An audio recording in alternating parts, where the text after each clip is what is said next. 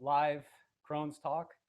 I'm very excited to be here to have this opportunity to host this, and ultimately, I really want to deliver as much value to you and to really help you to to gain new understanding, um, of Crohn's disease and ultimately what's possible for you to and how you can overcome this disease. Um, I'll open up by introducing myself and sharing my story. My name is Mike Kinnane. I am a certified holistic health coach, and my journey into becoming a health coach was just a few years back. But my Crohn's disease journey started back in 2003. I was 18 at the time, and you know, like anyone in America at 18, I really didn't know anything about diet or nutrition, and so I was just kind of living life as normal. And it wasn't until this one incident that I was, I'll never forget it because I was eating some cheese pizza, and I thought for sure I got food poisoning from it, and I became violently ill, and I was throwing up. I had intense abdominal pain, and this went on for hours and hours and hours through the night. And I really thought I was going to die. I thought this was it. This was the end. And at that time, I didn't know what was happening to me except that this was serious. And so anyway, the next day I slowly was back on my feet, but it was very concerning to me. Something wasn't right. So, and then it happened again a few months later, and I said, this is something that's really wrong, something serious. And so, of course, I went to the doctor to be checked out. And so, through some testing, I was ultimately diagnosed with Crohn's disease. And, again, at that time, being 18, Crohn's disease, I had no idea what that was. You know, I didn't know anyone who had it, of course, and there also wasn't too much information about it. So I kind of was just slowly learning about it. But I also didn't want to really know about it either. I was trying to, stay away. I told my mom, listen, you read the book, you read that information, and then you tell me, and we'll go from there. So I definitely wasn't involved at all in the beginning until a few years later.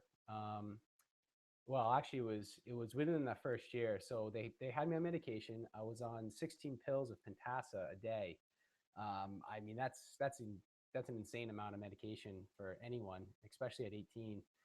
And for me, being 18, my thoughts were, where am I going to be in 5 years? Where am I going to be in 10 years? And I didn't want to be on the medication. I wanted to have a different approach to healing. And it was through my mother and through my grandmother. They pushed me to go do acupuncture. When I went to see the acupuncturist, I was like, okay, this is cool. I'll just get stuck with a bunch of needles um, and everything. But I, it was first time doing any of this holistic stuff, but I followed through with it, and it did seem to help. It did seem to show some improvement for me. Um, but just checking this real quick. Sorry, but it was very different, but it kind of showed me into like what is possible through alternative medicines and alternative approaches to healing. So through the acupuncture, I was able to get off of my medication after about a year, and I was very excited about that because I felt awful being on that medication, as anyone should. And so I just kind of went off into my 20s and didn't really care about too much. And and then it wasn't until about midway through my 20s, things were starting to kind of happen again, and it was flare ups every couple months. But then things were starting to get a little more serious, and I started to experience a lot more, frequent pain, and it'd be a couple days in a row, and then it'd go on for a few weeks. So, at this point, things were kind of getting serious in life. I was engaged. We were looking to get married in the summer, and I was just so sick. So things just weren't really working out. It was kind of a scary time for me, but I stuck with it, and I was still learning a lot of about nutrition and trying to like understand what can I do to help myself and to get better. Um, but I didn't really get into it. I didn't really dive into it all that, like really deep. And I just kind of let it. I was still trying to live life, I guess, is really what I'm trying to say. I was trying to live life. I was trying to feel normal, even though I was having all this pain and lots of flare ups. So anyway, we got married, and then life was great. I couldn't have been any more happier to be newly married. And then about a year later, we welcomed our first child. And 2 months after she came to us, I found myself in the hospital with a very, very severe bowel obstruction. And it was when I was in the hospital that I was thinking to myself, all right, this is really bad. I'm newly married, I'm young, and I got a new child, and I'm in the hospital with a severe bowel obstruction. And it was very serious time for me to really to wake up and to really take some action and be proactive with with myself, with the Crohn's, and to do something about it. So I started to educate myself a little bit further, try to understand more about food and nutrition, and things were working out, but things were kind of slow. I was trying to do it all on my own, and about 8 months after that hospitalization, I was having a little bit of progress, but really not a lot. And unfortunately, I found myself sick yet again, very serious. So I I approached my wife, I approached my parents. I kind of just threw it all on the table. I said, "Listen, I've been trying for a little while now, a couple of years to learn, to educate myself, to do better, and to try to implement some changes in my life, but nothing's really working. I'm still very sick." And that's when I started to feel the benefits of telling people and getting support, and having them on my side, and pushing me through to to stay on track and to get better. So anyway, all of that had happened, and I was starting to make some progress. And then again, I found myself really sick, and it was Labor Day weekend. I'll never forget it, 2013. And I woke up the next morning after having a violent flare up, and I was sitting in bed, and I found in my email an invitation to start a career as in health and nutrition as a holistic health coach. And I jumped right on it. I said, this is what I've been waiting for. This is what I've been wanting to do. I've been so determined to heal and so determined to help people that I found like this is my opportunity. So, and I also looked at it as a wonderful opportunity, with an end date that, all right, I got 1 year of training, and I have to learn everything I can. And I want to get to the end of graduation and be 100%, pain free and everything else. And it was a long year, but I learned a lot. I took everything that I had and I applied it, and things started to click too. Things started to make a lot of sense. Um, I connected a lot of dots when I look back on my life, when I was struggling with Crohn's disease. And what I ultimately found was certainly that the diet was a very important part to healing. But what I found was more of the stress, and I was noticing how the stress was really killing me. It was always these, all these moments that I was like, really sick, and whether it was work or like big life events, things that were even happy. We were trying to head out the door this one time to go to my cousin's wedding, and literally 5 minutes before we stepped out the door, ready to go, I got sick. And so it doesn't have to necessarily be these like, you know, these unhappy, stressful moments. They can still be enjoyable moments, but they can still be stressful. So anyway, I was at that point where things were starting to make sense. Kind of the light was on, and I really saw. I kind of looked back and I saw my journey through Crohn's, and everything made a lot of sense. So anyway, so this is where I'm at. I've made some incredible changes to my life, to my diet, to my habits, to my what I do today from what I used to do, and I'm helping people implement these same changes in their own personalized way. And it's very exciting. And that's why I'm doing this call tonight, because I really want to connect with you and to have this opportunity to answer some of your questions. So I have a few questions here that have come to me that I'm going to read to you, and I'll answer them. And one of them is, what role does stress play?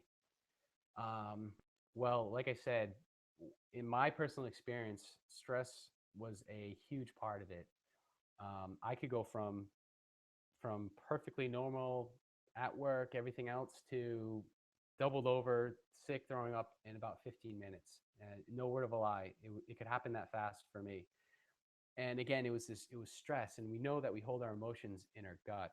We know that we feel our emotions, here, and there's a direct correlation, obviously, with Crohn's and with our gut, that it's definitely connected. It's definitely tied in. And so, we know that stress is there. We know, I mean, the stress, everyone experiences stress, but someone with digestive disease, they're physically compromised. Their insides, their intestines are physically, their health isn't all there. And so even little stress, whether it's good or it's bad, it's going to wreak havoc on us, and it's going to cause flare-ups. It's going to cause a lot of pain. And that's why it's so important to learn how to not stress, and learn how to really just, to really go with the flow. And it really is that simple. But it takes a lot of work to kind of get to that point. But it is easy. It's kind of letting go of things, and really focusing on where you're at, and your surroundings, and who's around you. um, so yeah, I mean, stress is definitely important. Stress is, I would say, is the biggest factor in all of this. And I would say, I would look at, okay, how do we get to this point that we have Crohn's? Well, I would look at, it's a combination of bad diet. I mean, I was there. I was buying gas station junk food every chance I could, and it's a bad diet. I think it's that stress, and when you have a bad diet, you create, just a real mess in your intestines and in your gut.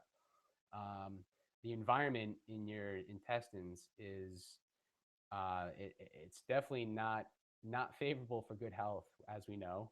So when you kind of have this bad environment, things are unsettled, and then you add the stress on top of it. I visualize it as just like this constant, beating of the stress is kind of wearing it down, and the diet is wearing it down. And so you're kind of adding the stress, you're adding the diet, you're adding the stress, and you're adding the diet, and you're doing that over time. And that's where, of course, we have the inflammation. And that's our body, actually, that's our body's natural defense, and it's way of trying to heal. And that's a good thing. But when it gets to be too much, that's when we know that that's when it turns into disease, and it becomes a real problem. um, so, again, I think, if we can avoid the stress, if you can really cut back on the stress, it's, again, if you kind of think of that beating down, and like just really causing problems, when you stop doing that, and you give yourself a chance to really rest, and to let yourself kind of get back up, and get back on your feet, and gain some traction. And of course, I mean, eat as much nutritious food as you can, because it's the food that really repairs our body. I view it as, it's that food doesn't heal. That's my approach. Food doesn't heal. Food repairs. It's our emotions, it's our thoughts that heal. And when we can change our thoughts, we can change our emotions, we can change our beliefs around what's happening, whether it's towards ourselves and with Crohn's, or it's towards the world. That's where we have this mind shift, where we're able to think clear, we're able to have more peace. And then if we can add, the food and the nutrition, then we can, 1 second, I'm sorry. Then we can, um, then we can really rebuild our cells. And and add the nutrients that we need, because our body is constantly making changes. They say every second, every cell of our body is making over 100,000 changes in just 1 second. So if you kind of visualize the entire body just constantly tweaking, constantly improving, and healing, repairing. And so that's why it is important. It needs the food. It needs things that are going to, um, you know, that's going to help you get from where you are to, to where we want to go. Um, I just have a question that just came in. It says, "Hi, Mike. Is coffee bad for the digestive system?" You know what? That's a great question. I've worked with clients who have drank coffee, and it gets a little complex, because one thing I should mention is that there's this concept of bioindividuality, and I mean that's really almost for another call. But in a nutshell, we're all different, so we all require different nutrients and different amounts. So is coffee bad for you? I would say, considering this concept of bioindividuality, it really comes down to yourself, and if you can tolerate it and if you can't. And I know that might sound like a super vague question, but it's kind of the truth, because some people say can eat lots of fruit, and then other people can't. And that's why you really have to discover what works for you. But I think, again, I'd say with coffee, to generalize coffee, I think we can agree that that it can be a little much on our system. And I would say if you're experiencing frequent a lot of frequent pain, then I would say things like that, anything that's going to be an irritant, to certainly give it up, and to certainly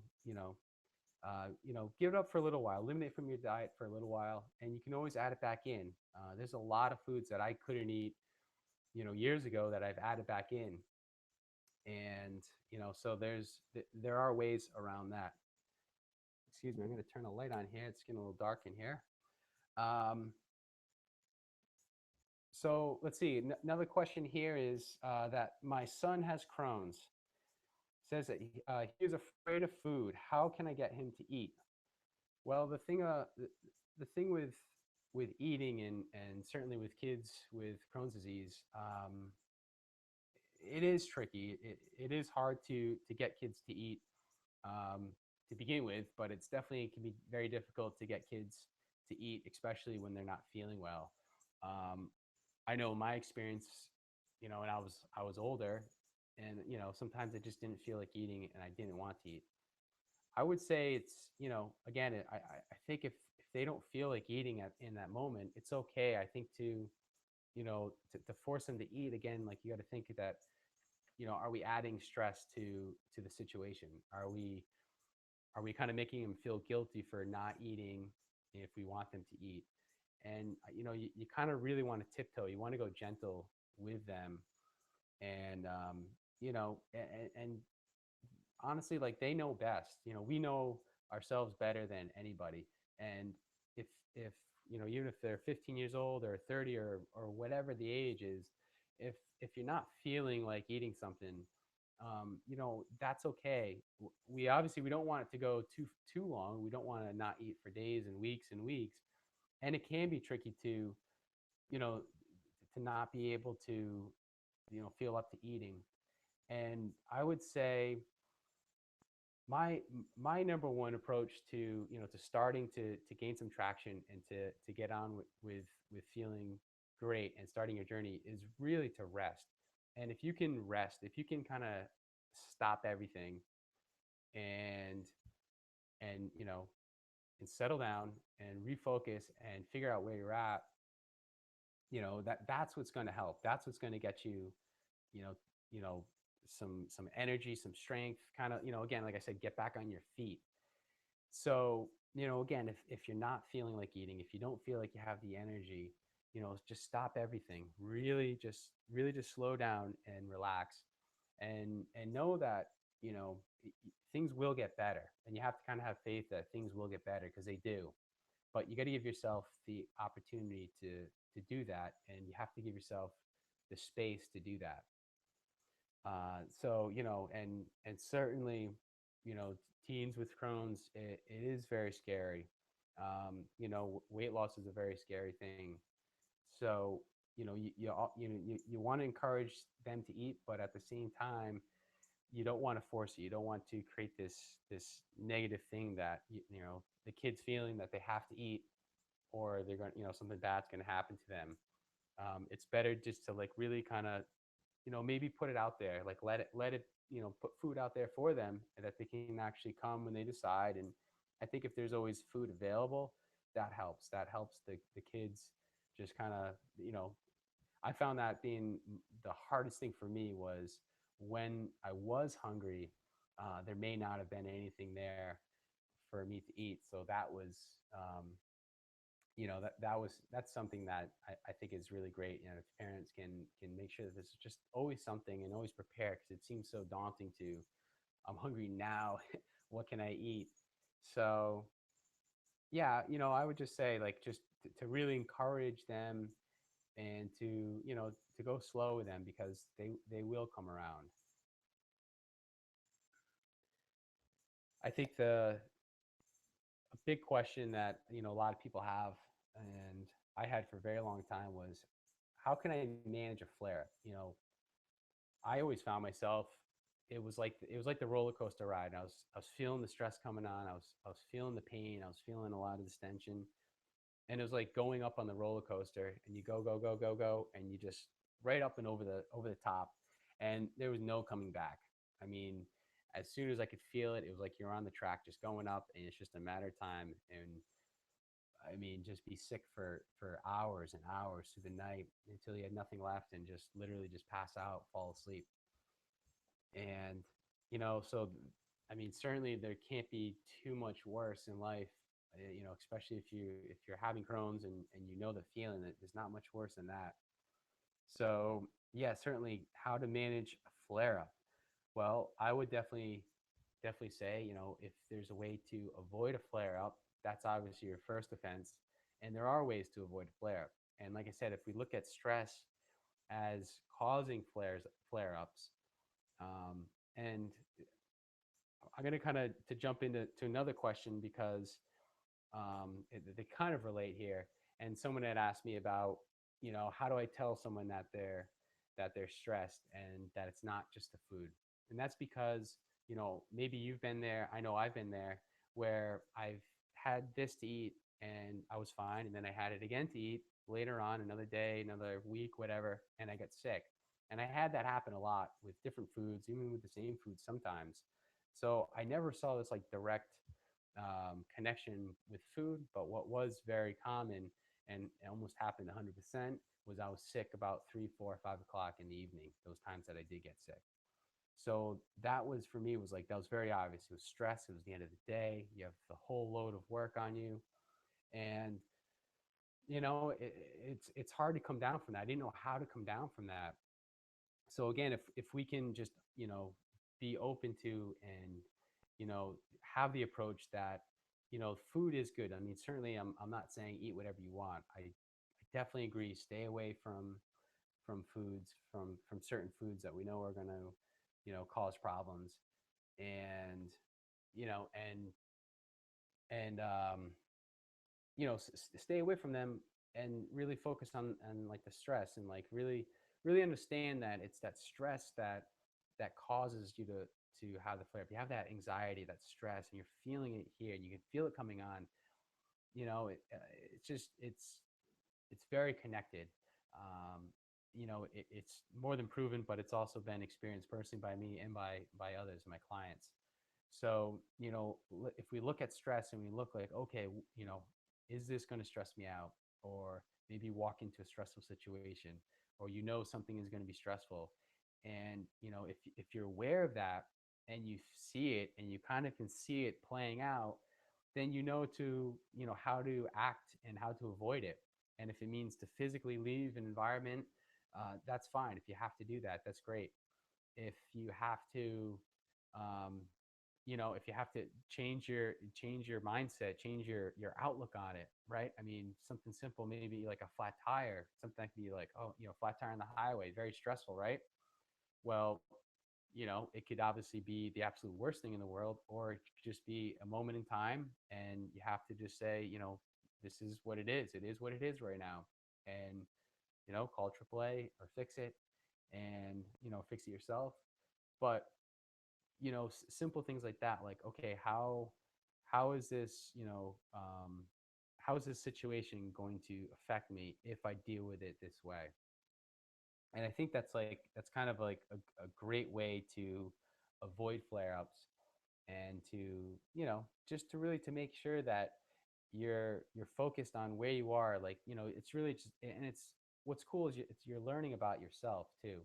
You're learning a lot about yourself, and you're learning how you can you know take back control of yourself, and not let someone else's attitude or a certain situation just plow you over and get you sick.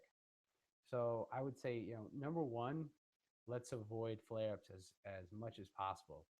And then if it's unavoidable, or maybe you're having this approach and you're working on it, because it's not going to happen overnight. I promise you it won't happen overnight, but it will happen.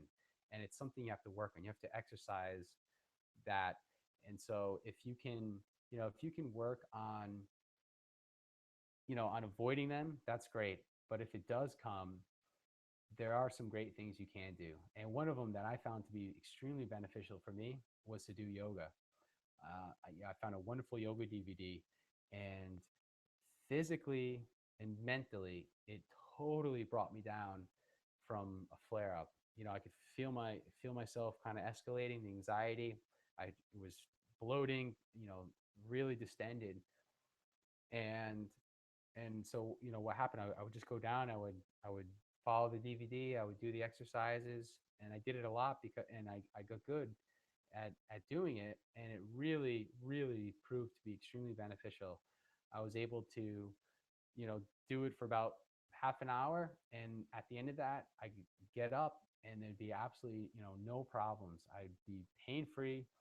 I can remember a lot of times, actually, come home from work, and I'd just be all stressed out, and I would just be, really tight and bloated.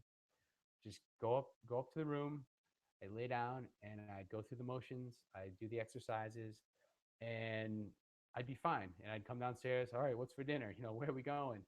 So, I mean, for me, that was extremely beneficial. And the reason that it worked so well was because through the whole time, I was using deep breathing throughout all the stretches. And when you really slow down, you really deep breathe, your lungs actually, like, they physically massage the top of your intestines here, and that's where our central nervous system is. And it's that slow deep breathing that actually massages and relaxes and helps you to come down and to de-stress. So for me, it was the yoga that really did it for me, and it has worked for other people. It's worked for a lot of people, and it doesn't have to be this DVD, it doesn't have to be the set of routines, but anything to, like, that's going to be stretching of your midsection, um, and just really allowing your mind to relax. And I could feel things like, not to be gross, but I could feel things moving through as I was stretching, like, pockets, and there was blockages, and I could just feel it moving through and releasing. And it just, I mean, I just have this, like, tremendous release sometimes if I was like mid stretch, and I just try to hold it, and I feel this huge release, and it just felt so good. It was like, that's what I was looking for. And then obviously you continue to do it, and it really was absolutely amazing, to to have that as, I like to say, it was like my secret weapon. I just kind of had that in my toolbox. And like I said, I could come home, be flared up, just get down, do the yoga, just take time for it. Like I said, about a half an hour, 45 minutes, depending, and I could get up and go about my evening. So that was, like, for me, that was a super advantage to letting myself, understanding myself further, and understanding how the stress was really really causing problems. But then it was allowing me to avoid it and to manage it. And that's how I learned, things that stressed me out, and again, how to manage it, and how to deal with them when they came. um, there's a few things I definitely wanted to share, and these are some of the things that are what I found to be, have the biggest impact and the biggest advantage to get it, to getting on your feet. And I call it the my outsmart your insides. And I kind of thought it was like a clever approach to healing, where, like I for years I just felt, at the mercy of my gut, and it was kind of running the show for a long time. So I said, you know what, like I thought, this, how can I like get back at, how can I outsmart my insides is how I came up with the name. um, but it really is that. It's like, okay, if you kind of play it as a game, and how can I take back control? How can I get back in the driver's seat and not be, run down all the time by my insides, by my intestines, my gut, whatever we want to call it, the Crohn's. So, the first thing, and I shared this earlier, but again, going back to resting and to really, really letting ourselves um, have this opportunity to slow down, slow life down, and don't worry about anything. I mean, I've been through personally, like, I don't even know how many flare-ups I've experienced and how many, minor, I say minor pains that I've had that has allowed me to, experience and learn from it. But it's also given me the opportunity to see and feel the power of resting, and and to understand exactly, what it takes to, you know to get to where you want to be. um, because if you don't give yourself the opportunity to rest, and you just go go go go go go, then you're really never going to